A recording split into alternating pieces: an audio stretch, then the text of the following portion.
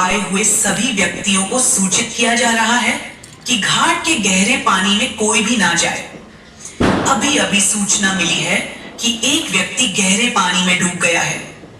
पानी आगे खतरा है, इसीलिए कोई भी व्यक्ति आज नदी में स्नान ना करे।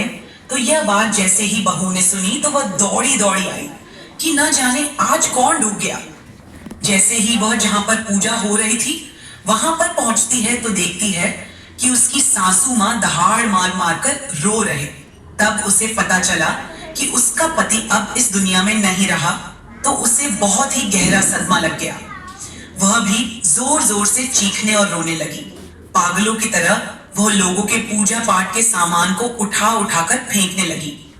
बूढ़ी माँ से कहने लगी कि मैंने तो पहले ही कहा था कि माँ तुम छठ व्रत की पूजा पाठ में मत पड़ो।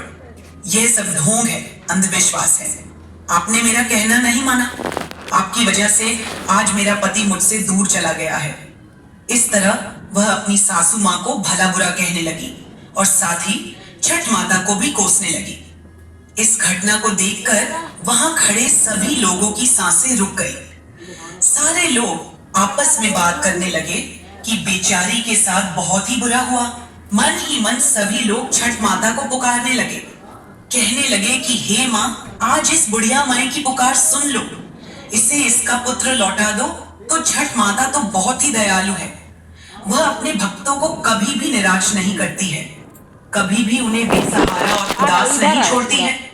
जाती है, जैसे ही वह नदी के अंदर कूदने वाली होती है तो सामने से एक लहर आती है। वह लहर किनारे की ओर जोर से टकराती है।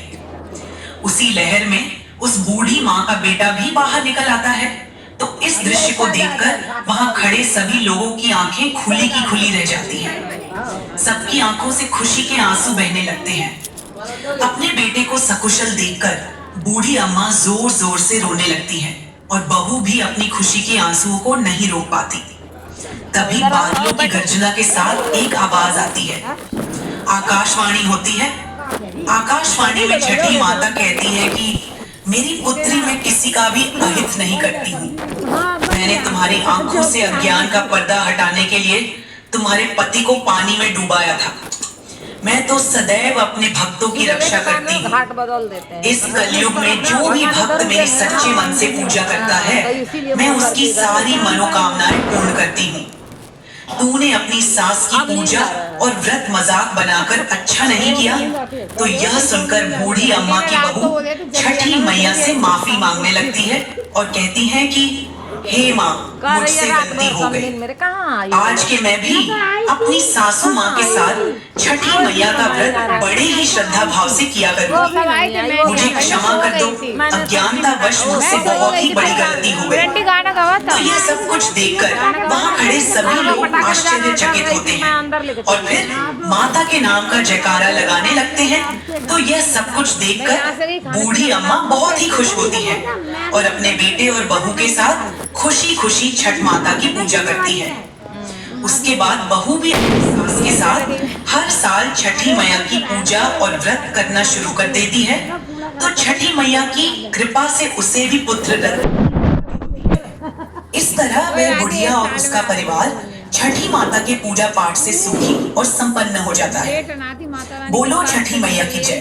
साथ राजा प्रियंवद नामक राजा हुआ करते थे जिनकी कोई संतान नहीं थी। तब महर्षि कश्यप ने पुत्र प्राप्ति के लिए राजा के यहाँ यज्ञ का आयोजन किया।